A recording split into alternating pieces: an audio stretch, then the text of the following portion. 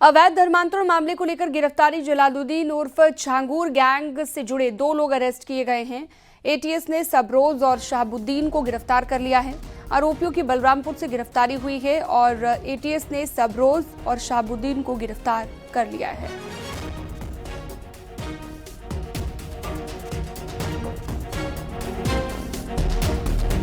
और बढ़ते हैं आगे। अगली खबर है मेरठ से। धर्मांतरण के मास्टरमाइंड छांगूर के गुर्गे जिम ट्रेनर बदर सिद्दीकी का एक बड़ा चेहरा बनकर सामने आया है। दरअसल ये जिम ट्रेनर बदर सिद्दीकी है जो कि एक बड़ा चेहरा बनकर सामने आया है, जिस पर हिंदू लड़कियों को प्रेम जाल में फंसाने का आरोप है, धर्मांतरण और खाड़ी देशों में भेजने का आरोप है। प्रीति त्यागी के लापता होने के बाद अब एक और नाम चर्चा में है और ये नाम है आशा नेगी का। 7 साल से आशा का पता नहीं लग पाया है। परिजनों से न तो संपर्क हुआ, न ही कोई बात हुई है। उत्तराखंड की रहने वाली आशा नेगी का परिवार पांडव नगर में रह रहा है। आशा नेगी एक कंपनी में एचआर के पद पर काम करती थी। 2018 के बाद से परिवार का उनसे कोई संपर्क नहीं हुआ। मेरठ के पांडव नगर में रहने वाले आशा के परिजनों ने कई बार पुलिस से गुहार लगाई, लेकिन बात नहीं बनी। अब जब छांगूर से जुड़ी खबरें सामने आई तो परिजनों को एक बार फिर से आशा की बरामदगी की उम्मीद जगी है।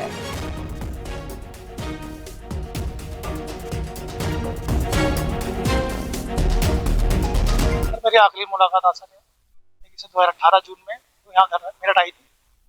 उसके बाद से वो गई, उसके बाद से हमारी कोई बात नहीं हुई। उसके बाद जो बात हुई है चैटिंग पे, व्हाट्सएप पे हुई है, मैसेज पे हुई। क्या धर्मांतरण हुआ आशा नेगी का? शायद हाँ, एक बार उसने बताया भी था, उसने मेरे को हिंदू बना दिया, वो मुसलमान बना दिया है। उसके बाद कैसे बदर उनके संपर्क में आया? क्या कुछ और भी लड़कियों को फंसाया है? हाँ, उसके बाद एक लड़की और भी थी जो सरदने की थी। उसके चक्कर में उसने आशा से मारपीट करी, जो फोटो मैंने मीडिया में डाल रखी है।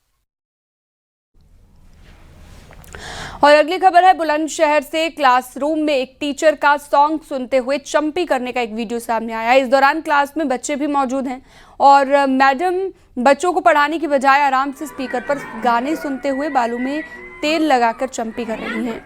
ये वीडियो प्राइमरी स्कूल मुंडाखेड़ा का बताया जा रहा है।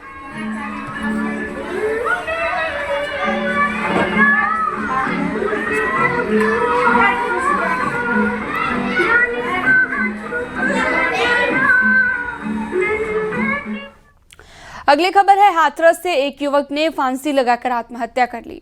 युवक नोएडा में काम करता था। उसकी शादी 12 साल पहले हुई थी। 4 बच्चे भी हैं। बीते कई महीने से पत्नी से विवाद चल रहा था और पत्नी उससे अलग रह रही थी। युवक इन दिनों अपने गांव आया था और उसने फांसी लगाकर आत्महत्या कर ली। बाबला हुआ था या नोएडा रहता था मेरे पास ही। किसी घर वाले 5-6 महीने से आई नहीं। किसी घर वाले ने फ़ोन किया इसके लिए, बुला लिया जाए घर पे। घर पे गया, घर वाले आई कल आई, वो चली गई। फिर उसे पता नहीं कि बुला के क्या कर दिया क्या नहीं कर दिया। इसका फंदा सा फंस रहा था गले में, रस्सी सी थोड़ी सी, दुपट्टा नहीं होता वो, थोड़ा सा फंसा रहा था वो। अच्छा। तो फांसी लगा ली। कानपुर में गालीबाज युवक का एक वीडियो सोशल मीडिया पर वायरल हो रहा है। वायरल वीडियो का पुलिस ने संज्ञान लिया। बताया जा रहा है कि वीडियो में दिख रहे लड़के का नाम अंकित त्रिपाठी है और वो गोविंद नगर थाना क्षेत्र के दबौली का रहने वाला है। पूरे मामले में गोविंद नगर पुलिस को जांच के लिए कहा गया है। आपको बता दें कि अभी हाल ही में संभल पुलिस ने 2 गालीबाज लड़कियों को गिरफ्तार किया है। देखिए, इसको संज्ञानित किया गया है और इस तरह से कोई भी समाज में इस तरह के अगर न्यूसेंस पैदा करेगा तो उसके ऊपर हम कार्रवाई कराएंगे। हम इसकी जांच करा ले रहे हैं और जो भी होगा उसके विरुद्ध उचित वैधानिक कार्रवाई कराएंगे। सोशल मीडिया पर व्यूज बढ़ाने के लिए गालीबाज कानपुर में तमाम वीडियोस लोड कर रहा है, क्योंकि संभल में हुई घटना में जहां एक और 2 लड़कियों को सलाखों के पीछे भेज दिया गया था, मगर उसके बाद भी इस गालीबाज ने सीख नहीं ली और अपने सिर्फ व्यूज बढ़ाने के लिए कई वीडियो वायरल कर दिए। अब पुलिस इसकी जांच में जुटी है। आशीष पांडे के साथ अमित गंजू, न्यूज़ 18 कानपुर। हरदोई में बाबा का भेष बनाकर महिलाओं से टप्पेबाजी करने वाले इम्तियाज और असगर को पुलिस ने गिरफ्तार कर लिया है। दोनों युवक रायबरेली के रहने वाले हैं। बाबा का भेष धरकर महिलाओं से ठगी किया करते थे। पुलिस ने दोनों के पास से 5 लाख 7,000 रुपए और जेवर बरामद कर लिए हैं। एवं उसके नारों कई टीमों का गठन किया गया था।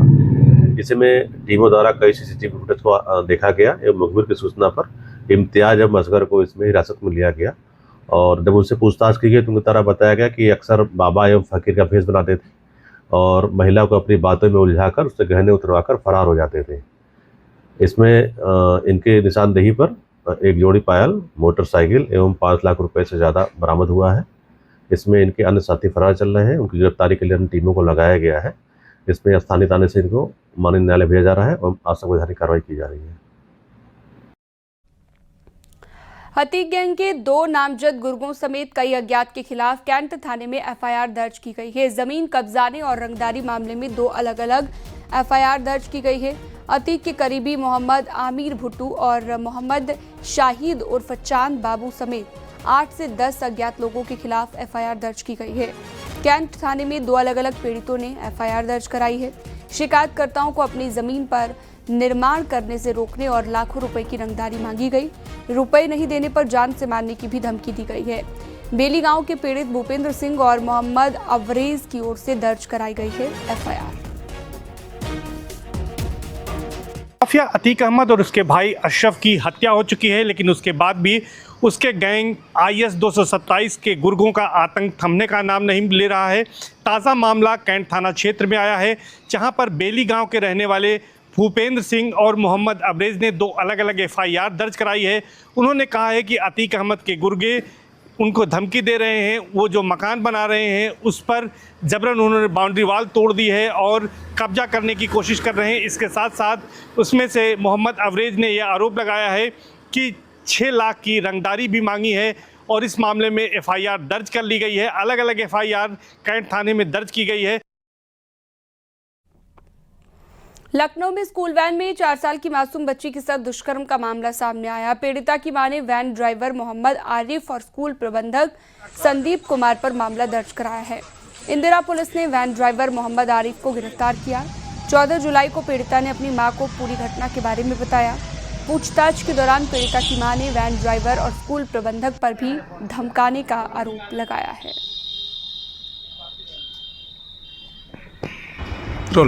दिनांक 17 जुलाई 2025 को थाना इंदिरा नगर में वादिनी द्वारा सूचना दी गई कि उनकी 4 वर्षीय पुत्री जो स्कूल में पढ़ती है, वो जिस वैन के थ्रू उस स्कूल में जाती है, उसके वैन चालक मोहम्मद आरिफ द्वारा उनकी पुत्री के साथ गलत कृत्य किया गया है।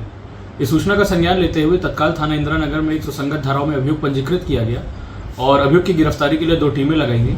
इन टीमों द्वारा अभियुक्त मोहम्मद आरिफ की गिरफ्तारी कर ली गई है। वादिनी द्वारा यह भी बताया गया था कि उन्होंने स्कूल प्रबंधन से शिकायत करी थी, जिस पर स्कूल प्रबंधन द्वारा कोई एक्शन नहीं लिया गया। इन पहलुओं पर जांच चल रही है। अग्रिम विधिक कार्रवाई प्रचलित है। बुलंदशहर से हैरान कर देने वाला एक मामला सामने आया, जहां पर स्थित जिला जेल की हवाई तस्वीरें एक वीडियो के जरिए सोशल मीडिया पर वायरल हो रही हैं। चौंकाने वाली बात यह है कि ये वीडियो ड्रोन कैमरे से शूट हुआ है, जबकि जेल परिसर नो ड्रोन फ्लाइंग जोन में आता है और इसे अति संवेदनशील क्षेत्र घोषित किया गया है। वीडियो को Khurja my city my pride नाम का एक फेसबुक पेज है जिसने पोस्ट किया है। जेल सुपरिटेंडेंट के मुताबिक जांच चल रही है। जल्द आरोपी की गिरफ्तारी का दावा किया गया है।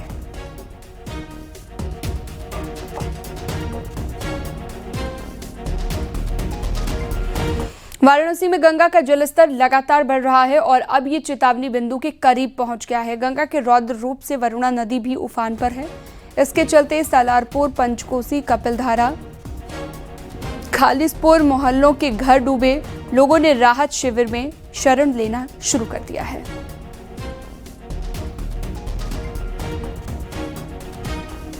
गंगा का जलस्तर लगातार बढ़ रहा है। गंगा अब पूरे अपने रौद्र रूप पर है और अगर जलस्तर की बात करें तो चेतावनी बिंदु से करीब 3 सेंटीमीटर दूर ही गंगा रह गई है। अगर पड़ोसी जिले मिर्जापुर की बात करें तो वहां गंगा का जलस्तर चेतावनी बिंदु के भी पार यानी खतरे के निशान के पास है। तो ऐसे में सीधा असर वाराणसी में हो। वाराणसी में जब गंगा अपने रौद्र रूप में आती है तो वरुणा को भी उफान पर ला देती है और इसीलिए अब आप ये देखिए वरुणा किनारे बसे जितने भी गांव हैं, इलाके हैं, मोहल्ले हैं, वो सब अब डूब के क्षेत्र में आ गए हैं। मैं इस वक्त सालारपुर में खड़ा हूँ। ये कोनिया घाट के पास का इलाका है और ये देखिए आपको सामने पुल दिखाई देगा और यहाँ के जितने मकान हैं वो लगभग डूब गए। सामने ये मकान देखिए पूरी तरीके से डूब गया है और उसको यहाँ के लोगों ने खाली कर दिया है। इसके साथ ही दूसरे जो मकान भी आपको दिखाई दे रहे होंगे ये भी इस वक्त डूब में है। मैं खुद इस वक्त वरना के डूब क्षेत्र में हूँ।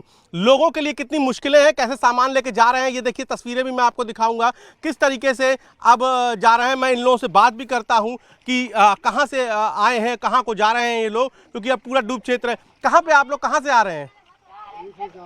हैं यहाँ से? तो आपका इलाका पूरा डूब गया है अब? आपका मकान कहाँ था? यहीं पर? तो उसमें कितना पानी घुस गया है? पानी घुस गया है तो अंदर सब पूरे कमरों में सब में पानी घुस गया है? कमरा में द्वारे आ गया है। द्वारा आ गया है। तो आप अभी ये देखिए, और ये पूरा इलाका है, यहाँ पर लोग भी हैं जो अब जिनके मकान डूब गए हैं वो अब दूसरे जगह पर शरण लिए हैं या फिर राहत शिविर जो बनाए गए हैं, बाढ़ राहत शिविर, वहाँ पर लोगों ने शरण ली है। तो करीबन इस जहाँ पर मैं खड़ा हूँ वहीं पर सामने 1 दर्जन मकान इस वक्त डूबे हुए हैं वरना की बाढ़ में। गंगा उफान पर है जिसकी वजह से नमो घाट डूब गया है। 80 घाट पर सड़क पर आरती हो रही है तो वहीं दशाश्वमेध घाट पर छत पर आरती हो रही है। मणिकंठ तस्वीरें देखिए, ये पूरे घर सब डूबे हुए हैं, सब घरों में ताला बंद है। और यहाँ पर हम लगातार तस्वीर दिखा रहे हैं। ये पंचकोसी, कपिलधारा, सालारपुर हैं, ये सब इलाके हैं जो पानी में डूबे हैं। लोग हैं विद्या विहारी, यहाँ पर एक लड़की है वो भी अब अपने जा रही हैं, उससे भी हम बात करते हैं यहाँ पर कि क्या नाम है आपका? सरोज भारद्वाज।